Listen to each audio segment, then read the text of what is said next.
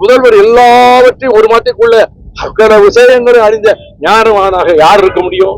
நீங்க இருக்க முடியுமா? நான் இருக்க முடியுமா? எல்லா விஷயங்களும் தெரிஞ்சிருக்க முடியுமா? அப்ப தவறான ஒரு யோசனையை சொல்லக்கூடாதுல்ல. சொன்னது எதிர்கட்சி தலைவர், அவர் தான் குற்றவாளி. திமுகவிலிருந்து வெளியேறிய கூட்டணி கட்சிகள் வந்து சமூக வலைதளங்கள்ல திமுக நிர்வாகிகள் தொண்டர்கள் பயங்கரமா வசைப்பாடி வராங்க. வசை பாடுவது அவர்களுடைய விருப்பம். அதை கண்டு எரிச்சல் அடையாமல் அலட்சியப்படுத்துவது அரசியல் நாகரிகம். அவ்வளவுதான் நான் சொல்றேன். அந்த 10 வருஷத்துக்கு முன்னாடி நீங்க மக்கள் நல கூட்டணி கேட்டது சொல்லி வச்சீங்க. அப்புறம் 10 வருஷமா நீங்க வந்து திமுக கூட்டத்துல அனுபவிச்சீங்க. தொடர்ந்து நல்லபடியா மறுபடியும் ஒரு மாற்றம். 10 வருடம் நான் குண்டத்தின் உச்சியில் தூக்கி வைத்து அந்த அரசை, திராவிட முன்னேற்ற கழகத்தை, தலைவர் சகோதரர் மாண்புமிகு ஸ்டாலின் அவர்களை, திராவிட இயக்கத்தினுடைய தியாக வரலாற்றை எந்த அளவுக்கு கூட்டணி கட்சியில யாரும் பேசல. சின்சியரா இருந்திருக்கிறோம். அந்த தோழமைக்குரிய இலக்கணங்களோடு நாங்க இருந்திருக்கிறோம்.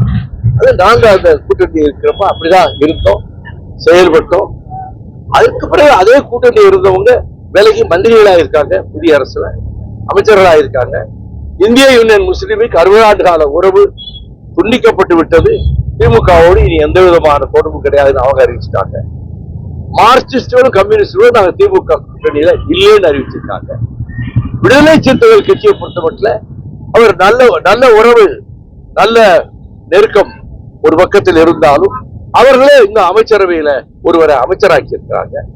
அதனால காங்கிரஸ் கட்சி அமைச்சரவையிலே சேர்ந்துருச்சு.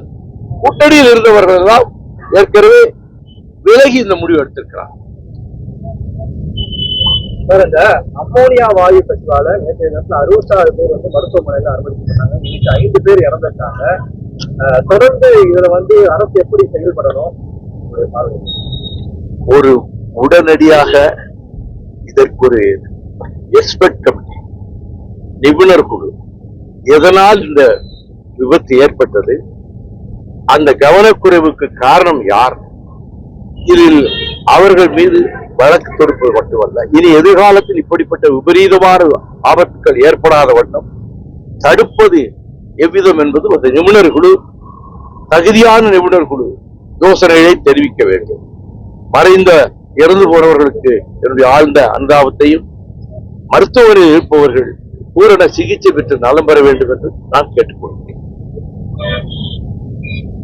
12 மாவட்டத்துக்கு சென்று காலை மாலை இந்த சீமை கருவேலை மரங்களை நாங்கள் வளர்க்கணும் அப்படின்னு சொல்றீங்க.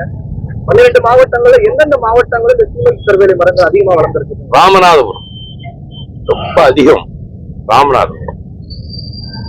அதுக்கு அடுத்து மதுரை மாவட்டம். இங்கதான் மற்ற வட மாவட்டங்களை விட அங்கதான் முழுக்க விவசாயத்தை அழிக்கிற அளவுக்கு படத்துச்சு. ராமநாடு தான் இருக்கிறதுலே ரொம்ப பாதிக்கப்பட்ட மாவட்டம்.